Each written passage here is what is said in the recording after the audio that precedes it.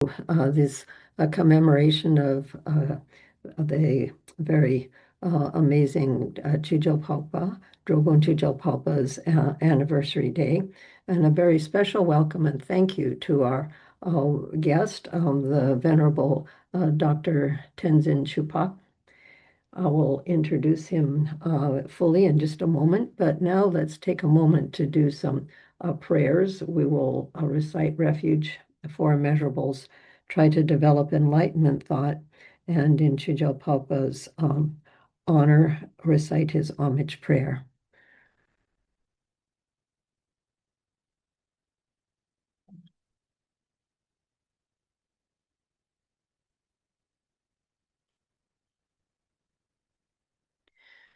To the excellent Buddha, Dharma, and Sangha, I go for refuge until enlightenment is won. By the merit of giving and the other perfections, may I attain Buddhahood for the sake of all beings. To the excellent Buddha, Dharma, and Sangha, I go for refuge until enlightenment is won. By the merit of giving and the other perfections, may I attain Buddhahood for the sake of all beings. To the excellent Buddha, Dharma, and Sangha, I go for refuge until enlightenment is won. By the merit of giving and the other perfections, may I attain Buddhahood for the sake of all beings. May all beings be happy and have the cause of happiness. May they be free from suffering and the cause of suffering. May they never be parted from sorrowless bliss. May they dwell in equanimity without attachment and hatred to those near and far.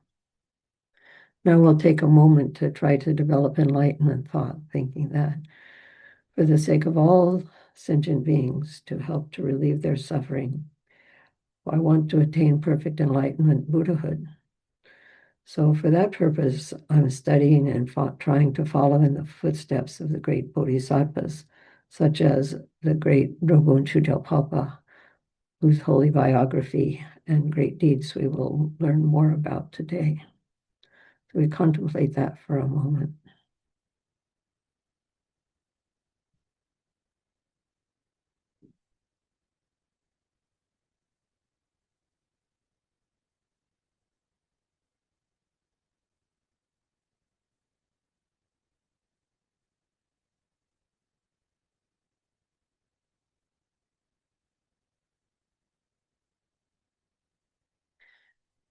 Now we will read Drogon Chogyal Phagpa's prayer, and I encourage you all, wherever you are, some perhaps in Asia, some perhaps in the West, to read it aloud so that all around the world this great master's homage may be remembered now nearly 800 years later. So make sure you're on mute, and then we will all read it together.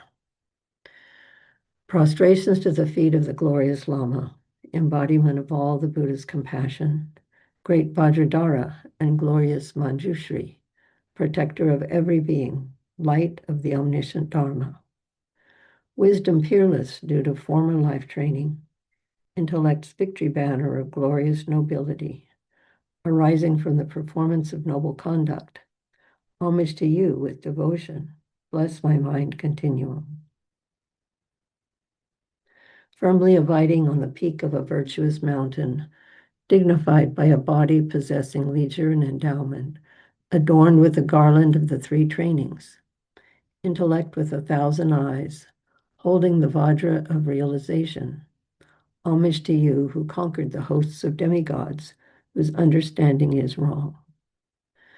The clouds of your analytical wisdom accumulate in the sky, brave garlands of light, thunder's pleasant roar. Nectar rain of flawless, elegant speech continuously falling. Homage to you who causes wisdom's harvest to flourish. Holder of religious and secular law protecting all beings.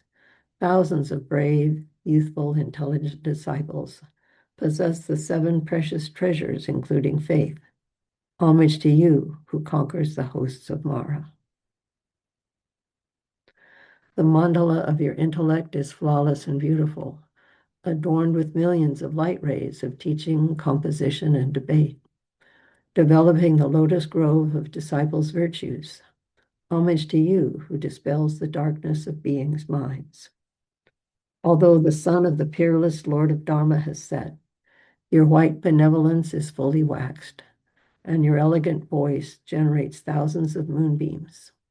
Homage to you who purifies beings' intellect eyes.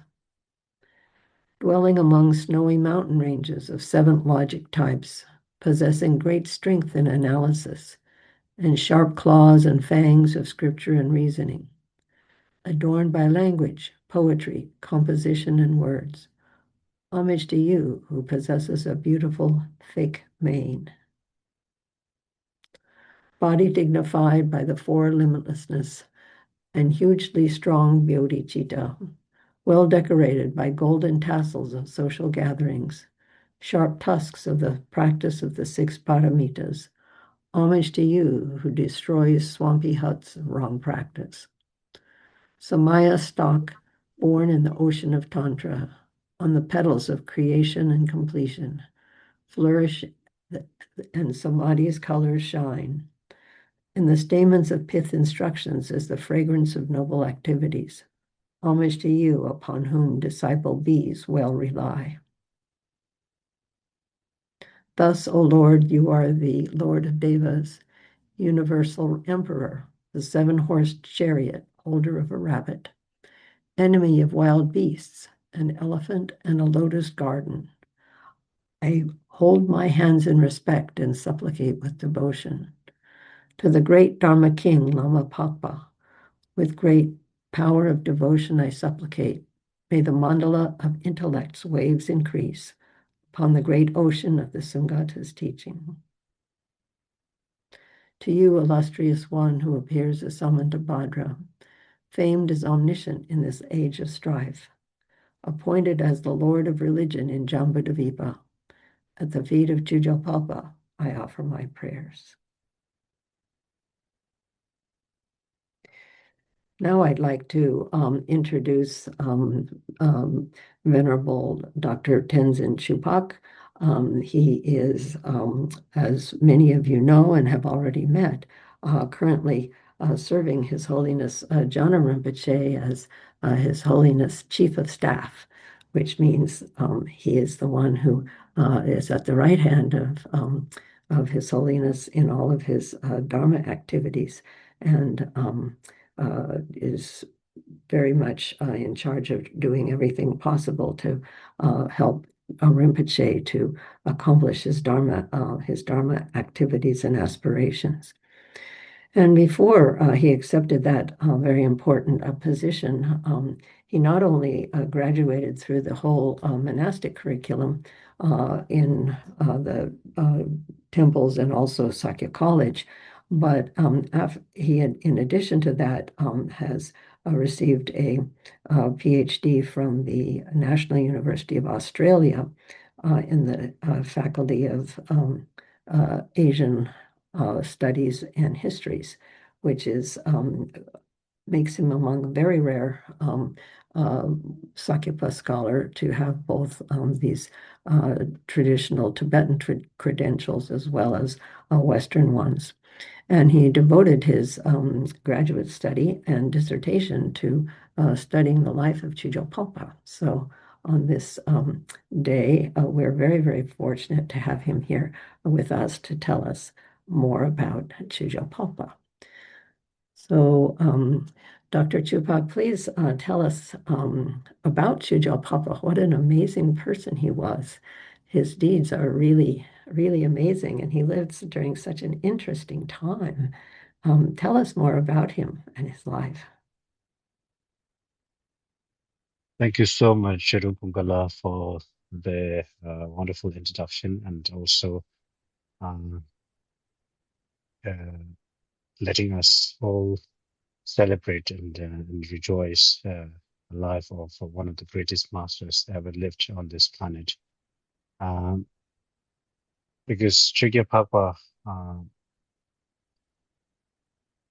is pivotal figure. It's a giant figure in Tibetan Buddhist world, because we can probably say that he was one of the greatest Buddhist masters in the recent history, because he became the emperor's imperial preceptor and also the state preceptor of the Mongol Empire. And we all knew that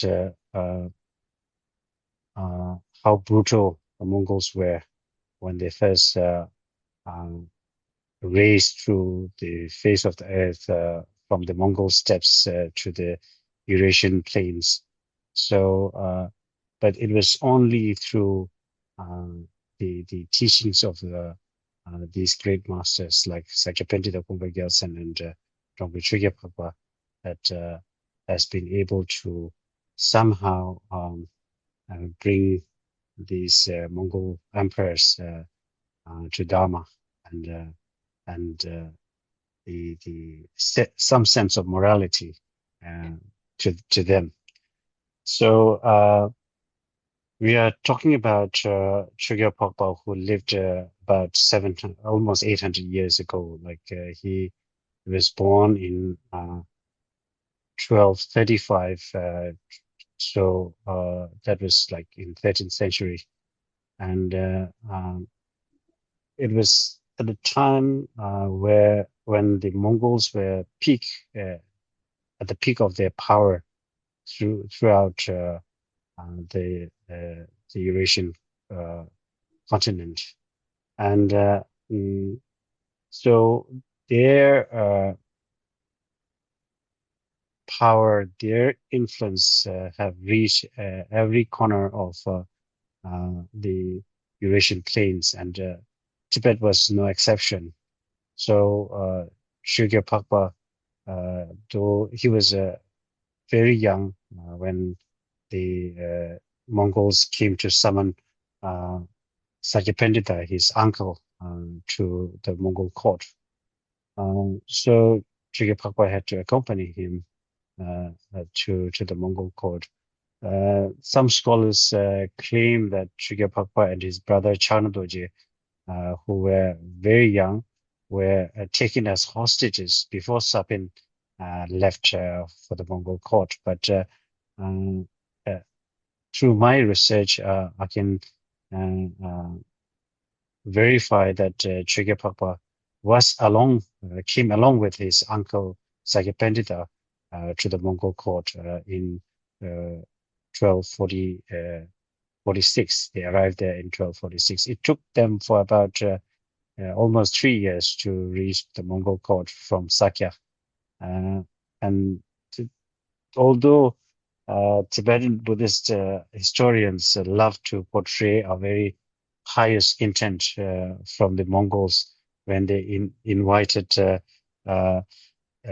Pendita to the Mongol court, but I believe that the Mongols were implementing a similar tactic which they implemented in other parts of the world, where they would summon where there's no king or political figurehead. They used to summon the religious heads to their courts as almost like someone in ransom. So Sakya Pendita, but when he went to the Mongol court, he advocated for Mongol supremacy over Tibet, overlordship over Tibet, because they were saying that the Mongols, there's a saying in Mongolian that they say, kill everyone that you see, and whoever hears it will tremble with fear. So that's fear tactic that they have been using is also very much in the minds of Tibetans. So Sakya Pendita, understanding the ruthlessness of the Mongols, has been advocating for acquiescence to the Mongol overlordship in Tibet. So he has been traveling through the power centers, Buddhist power centers, and political hierarchs So it took almost 3 years to reach the Mongol court. So in 2012, 47, the Sapen finally, Sakya and Chogyal Phagpa and Dongren Chana, his younger brother, they arrived. They met Gordon Khan, the Mongol prince who was ruling the area, his appanage. So he was ruling the area near the called Liangzhou, the near the Kuknur, the Amdo region of Tibet, the eastern region. So, but then the relationship between the Sakya Pandita and Gordon grew well, and the Sapan was very helpful to Gordon, not only for his subjugation of Tibet, but also Sapian helped Gordon to heal his illnesses. And then Gordon's son, Jibik Timur, was known to be born because Sapian helped to pray and he did special pujas for Jibik Timur to be born. So they become very close associates. But then in a letter that Sapin wrote to the Tibetans, he said that I have now become the chief among the priests who worship the sky. So I think this must be noted here because some of our Tibetan sources, most predominant sources, would quote that Sapan, like he was summoned to the Mongol court because the Khans wanted to practice Dharma. They wanted a teacher, and then the Saya Pandita became like once he was there, he was immediately became the imperial teacher or something like that. But in his letter, he said that I have become the chief among the priests who worship the sky. So I think we should take note of that because the Mongols were pretty open to religions because they were Christian missionary priests at the Mongol court, like the William of Rupruk. And then Marco Polo was also reportedly be there. And then there were Muslim imams, and there were Buddhist priests, and there were shamans, of course. The Mongolians, they follow the shamanistic tradition. So when Sapin quoted that he became the chief among the priests who worship the sky, which means that the Mongols believe that their god is Teptingir, which is the blue sky. So they believe that that's the god, and they believe that all these priests or religious people from different traditions can communicate, can talk to the blue sky or the Teptingir or the god. So they believe that in these different languages or mediums, they can talk to the god. So they collected all different peoples from all different faiths, and then gradually Sakya through his vast knowledge, he was the preeminent scholar of the day in Tibet, and so drawing from his vast knowledge of all the Buddhist sciences, he was able to impress the Mongol prince. So that's how he became the chief among the priests who worship the blue sky. So and then gradually the relationships become like more from a formal perspective to a personal one. Because Sapin was involved in many of Godin's endeavors, and also helping him to born a child, a son. So Sapin was very close to Godin, but then Sakya died in 1251 when Chogyal Phagpa was about 16 years old, probably younger. So then Chogyal Phagpa became the main representative, the Tibetan representative there at the Mongol court. So, but Chogyal Phagpa, at such a young age, he was uh, so much trained and has become learned uh, at such a young age because Stapin knew that because he, because of his advanced age for that time. Stapin left Tibet in his early 60s and died probably 67 or 8 years old. So Sabin knew that he had to groom and bring up Chogyal Phagpa pretty soon. So Chogyal Phagpa was trained very well. So Chogyal Phagpa was very much prepared for to assume the role of his uncle.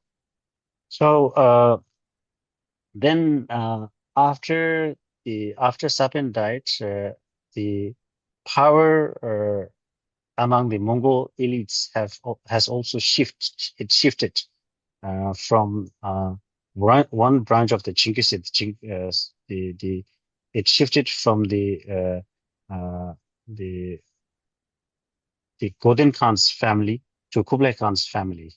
So it became the Tului family become the predominant uh, Mongol ruling family.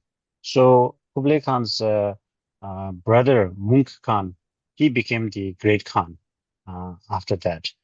So that's when Chogyal Phagpa was summoned to from the Godin's court to Kublai Khan's court because Kublai Khan has now assumed the power of all that appanage that Godin used to control, uh, which is bordering Tibet. So uh, to signify that, the Godin's son, Mungutu, he had to hand over Chogyal Phagpa to Kublai Khan uh, as a symbol of Tibet's acquiescence or whatever you call it. And then the Mogutu, he received for that he received as a gesture, he received 100 horsemen from Kublai Khan. So now Chogyal Phagpa has been moved to Kublai's court.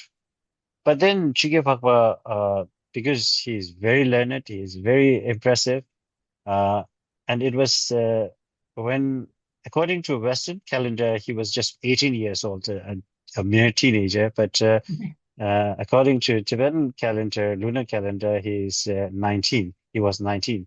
So when he was 18 years old, in 1253, Chogyal Phagpa bestowed Vajra initiation to Kublai Khan, who was then one of the upcoming stars among the Mongol princes. Uh, but then Kublai Khan, he was already very learned. He himself, he was not just another like warmongering, uh, brutal Mongolian prince. He was very wise. That's why we people call him Tsechen Khan, which means the wise Khan. So he was also known as the wise Khan.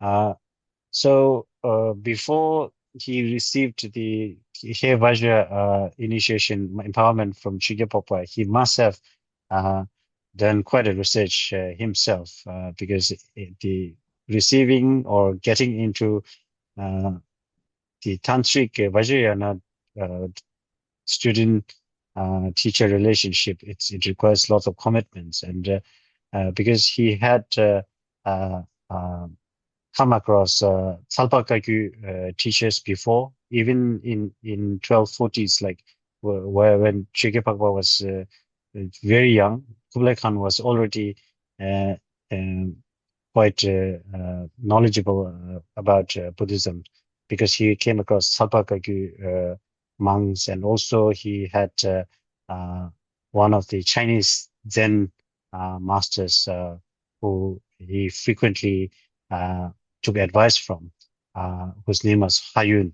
So Kublai Khan must be pretty learned by the time he received the uh, the Vajra initiation empowerment from Chogyal Phagpa. So then in 1258, Chogyal Phagpa was involved in uh, one of the most decisive uh, events in during that period for Buddhists, because Chogyal Phagpa was the lead debater uh, with the Taoists. So I think it was a practice that was there, which is imitated from the ancient Indian tradition, where the king sits as the judge, or the um, as the middleman, like the judge, and then there was the two debaters from the two different traditions would debate, and then whoever wins, the king will adopt that religion. So it almost became like that because it was during the Monkey Khan, Kublai Khan's brother's reign in 1258, that famous debate was held. So there were the Taoist masters and Chogyal Phagpa from on the other side. They debated for days and weeks, and then it was a comprehensive victory for Chogyal Phagpa. So that has also helped the Buddhists to have a decisive say in the Mongol which religion the Mongols the Mongol ruling family should adopt. So then after Kublai Khan died, no, I mean the Mungi Khan, his Kublai Khan's brother, elder brother, the great Khan Mungi, when he died in 1260, uh, then Kublai Khan, he became the great Khan. He succeeded his brother after a brutal 2 years of internecine fighting with his younger brother, Arinpoche. So then Kublai Khan became the great Khan, and then Chogyal Phagpa was appointed. Immediately after that, he was appointed uh, the uh, the state preceptor. So then Chogyal Phagpa became the the most powerful uh, religious figure in the whole realm, the Mongol Empire. And there was later on, when Kublai Khan established the Yuan dynasty in 1270s, then they set up a separate office just to look after the Buddhist affairs. And Chogyal Phagpa became the first head of that department. And that not just oversees the welfare of the Dharma and the welfare of the religious personal figures, Buddhists, but also it looks after the after Tibet.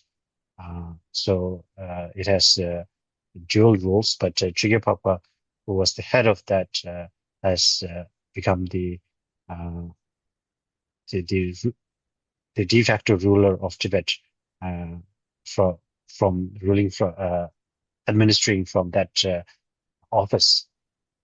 So um,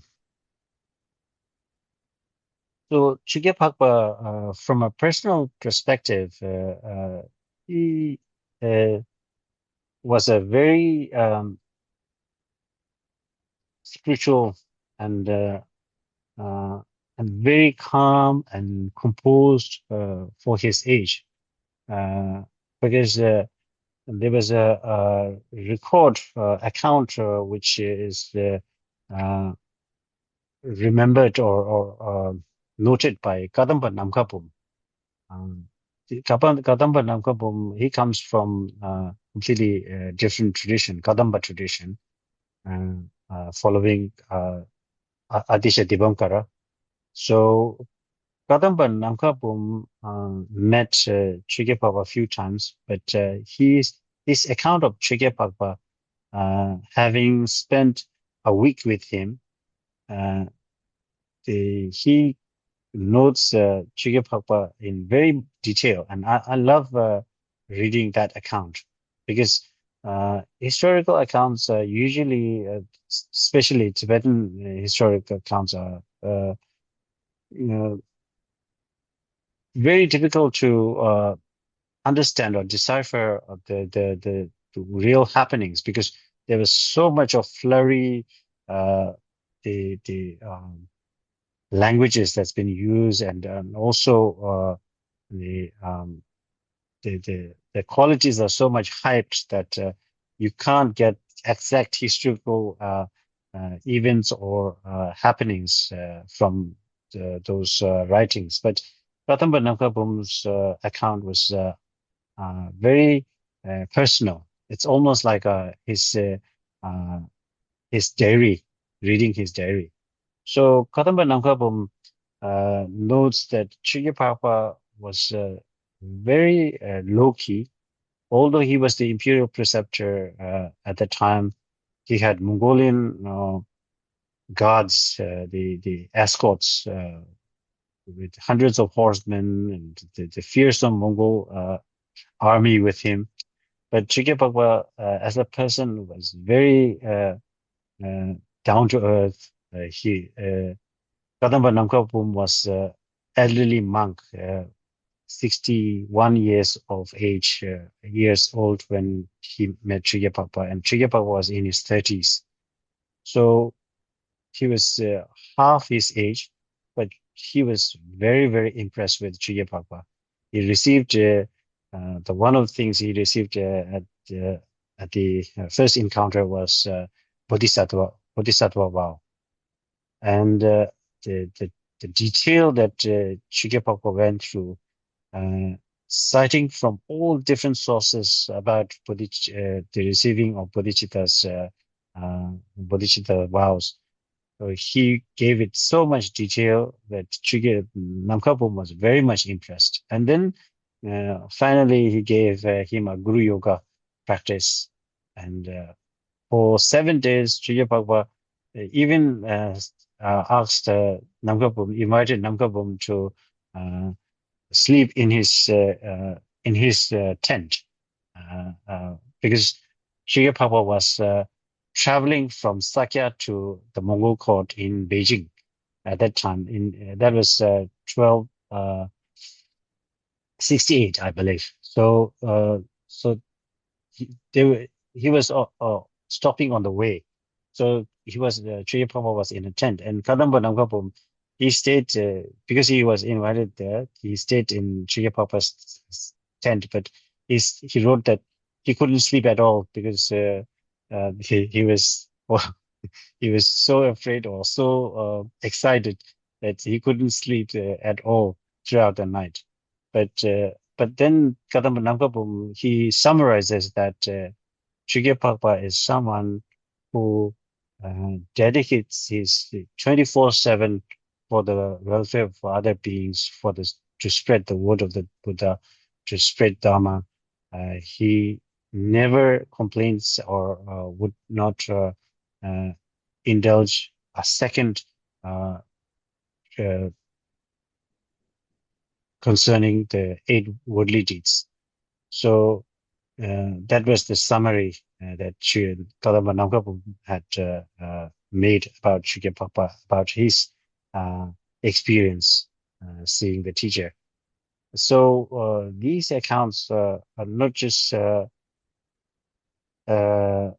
portrays Chogyal Phagpa as the Mongolian imperial preceptor, with the Mongol bodyguards, but this also shows the Chogyal Phagpa, the master, the teacher, the guru, as a compassionate person who treats even an ordinary monk with such a respect and detail. So then Chogyal Phagpa returned to Tibet after, like, there were a few trips back and forth, uh, but the amount of respect and reverence that was shown to Chogyal Phagpa was just mind-boggling. The records shows that the imperial guards the half of imperial guards would line across the Beijing to receive Chogyal Phagpa when he returned from Tibet, and the crown prince would go all the way to the gates of the imperial capital to receive Chogyal Phagpa. And Chogyal Phagpa was brought on an elephant the, with the jewels garlanded the elephant. So the Kublai Khan, the emperor himself, the queen, his concubines, his prince and princesses, all of them would publicly prostrate and show their respect to Chogyal Phagpa. So, so we can just imagine, like, the respect, the power, um, the pomp and everything that's been you know, that Chogyal Phagpa had uh, uh, had enjoyed during those days. But for a Buddhist master, it was just like a mirage. For him, it's just uh, another uh, deception. So Chogyal Phagpa, true to his uh, education, he taught the Kublai Khan and the Mongol. He gave many teachings and wrote many teachings for them, including the advice to the king to Kublai Khan. And uh, he was able to uh, transform or to change the discourse of the Mongols. The Mongols, they thought that the might is right. They thought that wherever there's the brutality, it would rule. But Chogyal Phagpa, with his Buddhist wisdom and knowledge, was able to transform that. And the title of my thesis was "Conquering the Conqueror." So the Chogyal Phagpa was able to conquer the great conqueror Kublai Khan and the Mongols through his compassion, through his love to them, uh, through his teachings of morality and ethics.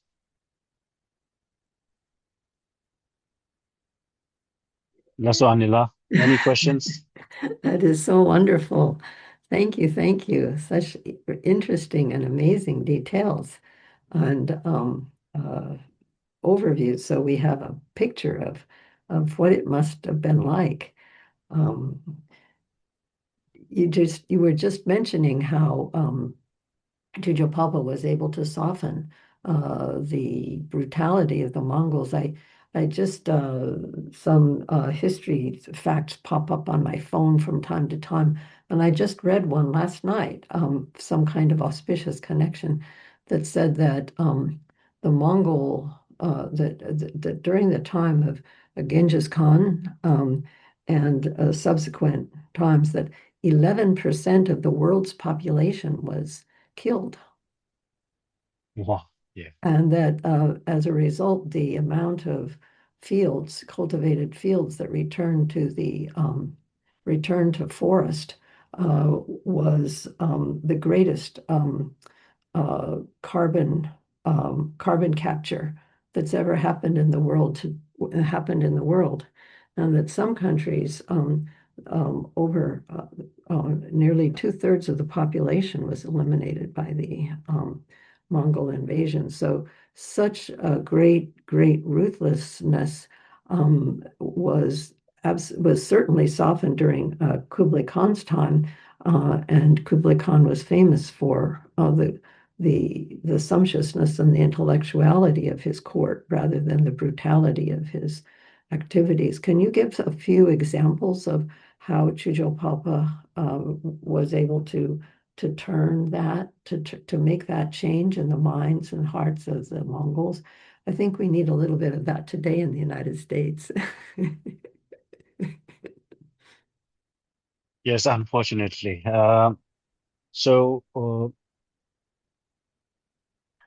Kublai Khan was one of the, I should say that he's uh, the only Mongol ruler um, who had the record of uh, the saving lives.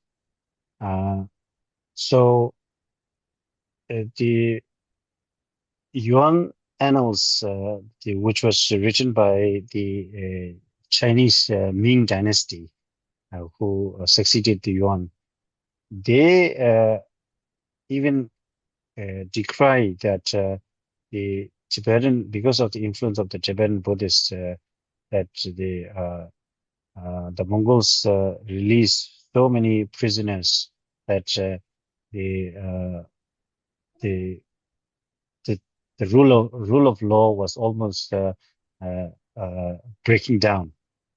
And among the Chinese dynasties, the mm, Yuan dynasty during the era of Kublai Khan was the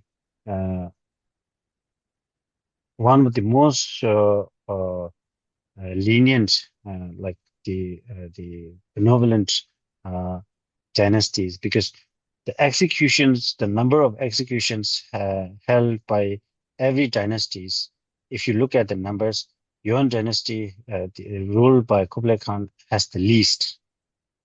So this shows the the influence of if you look at the numbers, this shows the influence uh, of Chogyal Phagpa and the subsequent Tibetan lamas at the Mongol court, because it's a complete transgression of moral ethics to sacrifice lives, to kill people. So, and also recently, I've been, I heard from one of my friends in Korea that a Korean, um, because Korea was annexed, occupied by the Mongols, uh, but then the Korean crown prince, he was kidnapped and sent to Sakya for Buddhist education. So then it was almost like a punishment to send him to so desolate area without the access to seafood and all these things. So to send he was sent to Sakya. But there was I was told that there's a letter at a monastery, at a temple in Korea to this present day, today, that they had a letter which they claim is from Chogyal Phagpa, uh, that which states that the Mongols should stop abusing, killing the Koreans. So they, even to the present day, they claim that because of Chogyal Phagpa's kindness, their lives were spared. The Koreans' lives were spared. So likewise, Chogyal Phagpa not only wrote letters and gave advice and teachings to the Kublai Khan himself, but he also wrote a number of teachings to uh, all the ruling family members, prominent ruling family members, and especially to many of the princesses and wives of Mongolian nobles, the ruling families.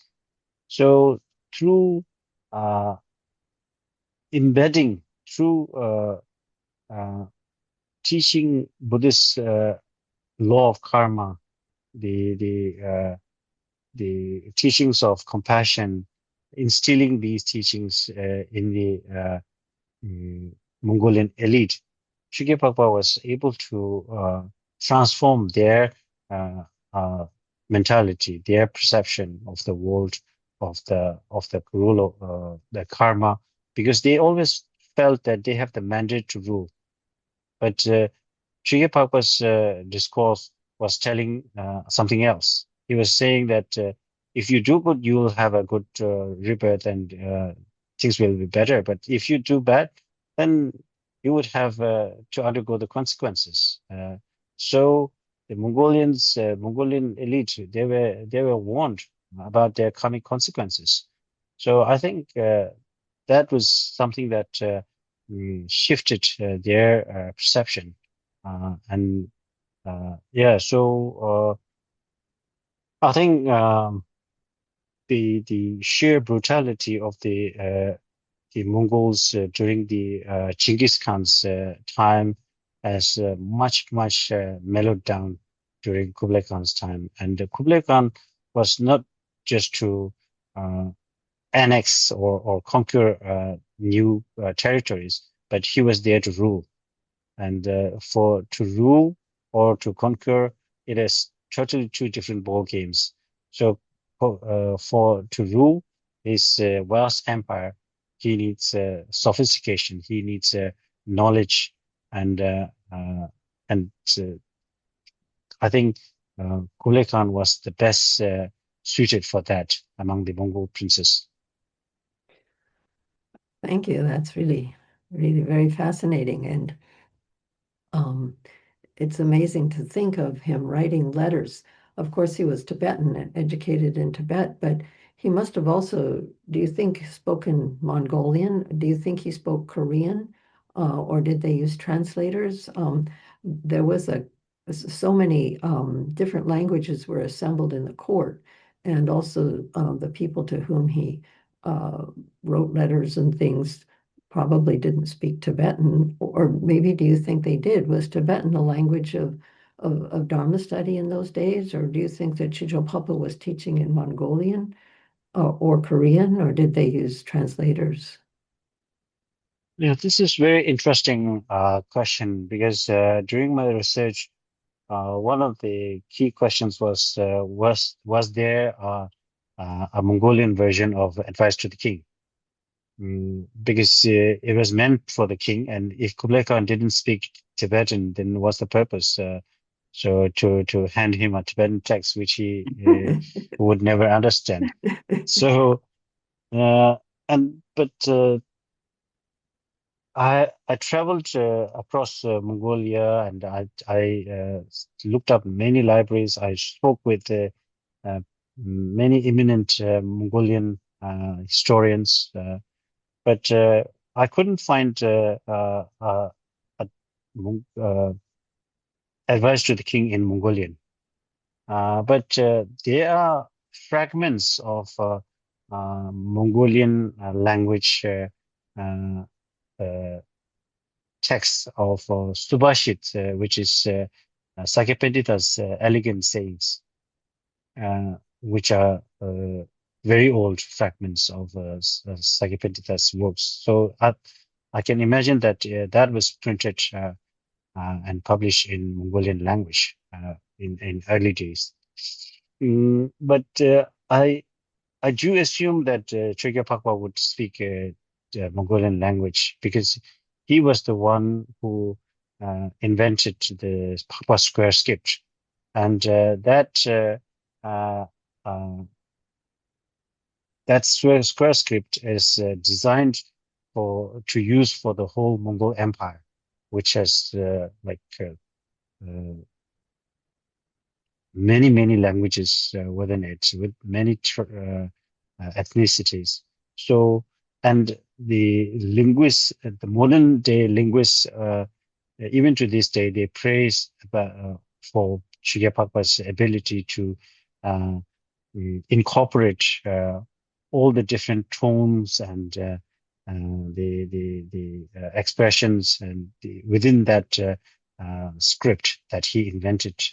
So it has to uh, be able to cover all the different languages within the Mongol Empire. I do imagine that Chogyal Phagpa would speak Mongolian when he needs to design a script for that vast empire. And in one of the texts, it records that Chogyal Phagpa has taught Buddhism in 13 different languages across the empire. So this could be either through translators or he himself spoke many different dialects or languages within the empire. So it talks about 13 different languages. So Chogyal Phagpa he was a very sharp individual. So he like from a ordinary perspective, I would say he was a very bright one. But we, as a Sakyapas and also Buddhists, we believe he's a Manjushri in person. So why not? Thank you. That's really fascinating. Thank you. I'd like to open it to three questions. We have just a little bit of time left. If anyone has a question, you can type it in the chat box or raise your hand, and we'll have an opportunity to ask Dr. Chophak. Anila, could you moderate the questions?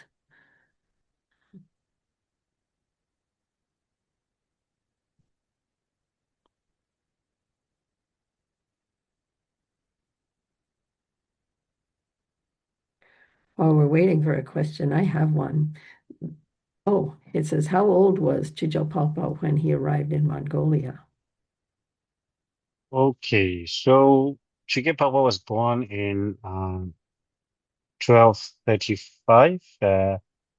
So that makes him when he arrived at the Golden's Court, he was he arrived in Golden's Court at 1246. So uh, 35, 46, 11 years old.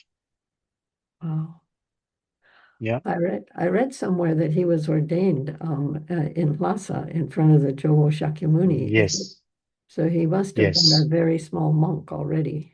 Yeah. Before traveling to the Mongol court, Chogyal Phagpa, there was Sabin took him to Lhasa Chuo and then ordained him there. Wonderful, wonderful. Yeah. So as Hilda's pointing out, it's easier to learn languages when you are very young, but also when you're Mm. Manjushri. Yeah. Chogyal Phagpa's the square script that you talked about. I read somewhere, but I might be confused that it was an effort to, as you said, render all the sounds in all the different languages so that there could be one script that would be used. Now, for example, we have Russian is a different script, Tibetan is a different script, but there would be one script in which all the languages could be pronounced. Mm. but it was not like Esperanto, right? In which is a whole brand new different language that is a new language that everybody should learn so they can, so all the diplomats would speak one language. No, right? No, It was, no. so tell me why it would be useful to be able to pretend to speak Tibetan like me, even if you can't actually understand it. Yeah. Why would Uh, such a language be useful? the square script. Yes, the square script. I think from a political perspective, it's to show the Mongol dominance over the vast empire with a single language. Uh, and then, but it didn't become very much public because people had to learn. People, there must be schools that they taught, which has to teach that language. Uh, so for over 100 years during the Mughal reign, the Yuan dynasty, it became the official language, but it didn't become a public language. Oh, I see. So it was used in court for records Yes, and record keeping and yes, other things. yeah. I see. I see. Do you think Kublai Khan tested Chogyal Phagpa before relying upon him? You mentioned Yes, Taoist debates. Were there other testings? Taoist debate was after Kublai Khan received Vajra empowerment. That was he received empowerment in 1253, and the Taoist debate was 1258. Mhm. So when there was a big debate in front of the great emperor, the Monk Khan, I think Kublai Khan, as the younger brother, he really wanted Chogyal Phagpa to represent the Buddhist. He had the trust. He had that belief in Chogyal Phagpa that he would be able to win. So that's how I think the Kublai Khan was able to uh, the they persuade Monk Khan so that the Buddhists be represented by Chogyal Phagpa, because there were other teachers as well. There was Kama Pakshi, there was the Tsalpa Kagyus, there were many other teachers, even the then Chan Buddhist the from China. So why a very young fellow to represent the Buddhists? It was a great risk to make Chogyal Phagpa to represent the Buddhists. When we talk about Kublai Khan testing Chogyal Phagpa, the traditional Buddhist historiography records that uh, uh, the Empress Chabi, the Kublai Khan's wife, she was a devout Buddhist and very much in favor of her husband following Chogyal Phagpa. But Kublai Khan was very reluctant at that time, and because Chabi had received empowerments from Phagpa already, she always insisted the Kublai Khan to follow her. But then, because Karma Pakshi was doing visiting those area at the time, the second Karmapa. Uh, so, but and Kamapashi was renowned for his thaumaturgy, the his showing of supernatural powers. So that has impressed the Kublai Khan and many other in the royal family. So then Chabi, uh, at her insistence, because Chogyal Phagpa and the Sakyapas, they were more scholastic. They were very uh, morally grounded, very scholarly monks. Uh, whereas Kamapakshi was renowned for his supernatural feats. So because of Chabi's insistence, and because she was a devout disciple, Chogyal Phagpa had to he too had to show supernatural feats uh, to impress Kublai Khan. And yeah, so the Buddhist history records of Chogyal Phagpa uh, emanating himself, cutting himself up, and emanating in all the five Buddhas uh, through different parts of his body. So that's Buddhist history. I cannot verify that, but uh, it indicates that Kublai Khan didn't accept Chogyal Phagpa as a teacher instantly. It indicates that there was reluctance. There was some examination and tests that Kublai Khan wanted before accepting Chogyal Phagpa as his guru. Thank you so much. I wish we could go on for another several hours or days, but it's very, very fascinating. And we thank you so much for all the effort, time, and work that went into all of your research and all of your writing of this fascinating information, setting right the historical record about the relationship between Chogyal Phagpa and Kublai Khan, and especially your ongoing service to the Sakya path through you being at the right hand of Gyana Rinpoche, His Holiness. So thank you so very much. Now I'd like to also thank Annie Jambanima for bringing us all together virtually and creating the interdependencies and keeping them there. So now we'll do a brief dedication prayer followed by a long life prayer for His Holiness Koma Trizin Rinpoche and all of the Holy Family in Shuru Kublai, may I add something here? Um, uh, when we do the dedication prayers, of course, we will do we do dedicate our merits for the long life of our gurus, headed by His Holiness Koma Trizin Rinpoche. And also, I would like to highlight that one of my teachers from Sakya College, Khenpo Gyatso, Kenshin Gyatso, recently passed away in Bodh Gaya. So I would like to request everyone gathered here to dedicate our merit for Kenshin Gyatso's Kenshin Gyatso to traverse unobstructedly through the stages and paths and return to serve the Dharma and benefit sentient beings. So please do pray for Kenshin Gyatso's and dedicate the merits. Thank you. We certainly will.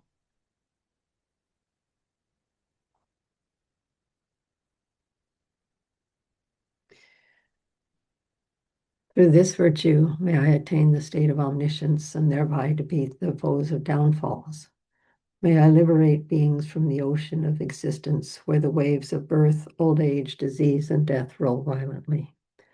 Through this dedication, praised as supreme by the victorious Buddhas of the past, present, and future, I dedicate all of these roots of virtue to accomplishing the deeds of Saman to Vajra. May the Sakya teachings, which illuminate the Dharma and are an excellent protector guarding the northern regions, increase in this land of glacial peaks, which is filled with an ocean of learned and realized masters. May the spiritual and secular influence of splendid Sakya, the Vajra seat and the center of glacial Tibet, increase. May the hereditary lineage of emanations continue without break, and may all its activities equal the expanse of space. Splendid and precious root Lama, seated on the lotus on the crown of my head, bless me through your great kindness and bestow upon me perfections of body, voice, and mind. In immortal life's protective wheel, seven-eyed one, granting deathlessness, great assemblage granting deathlessness, grant attainment of immortal life. Path divine of Padma Sambhava, wisdom, love, and power's radiant form, Sakya's blooms of insights and of words, master of the four worlds, please live long. Medit Ngawang Kunga, line of cone divine, giving joy and benefit to all, owner of the great and secret path, wish-fulfilling great king, please live long. Meditating, thinking, listening, placed upon a moral golden base, teach, debate, compose the Dharma's words, royal sublime refuge, firm remain. Second Buddha, teacher of Lamdre, valid path of Buddha taught through speech, teachings of the Sakya founders 5. You who teach like Buddha, firm remain. Having come, you beautify this world, holding Sakya's Dharma works, radiating Sakya's Dharma works, Vajra-like, 3 secrets long remain. Gem and teacher kind and true, Yidam and protectors full of might, profound and unchanging sublime truth. By these powers, our hopes will be fulfilled. Thank you all very much for joining, and thank you again, Dr. Tenzin Chophak, for your wonderful presentation and your research. Thank you. Thank you. Good to see you. Thank you.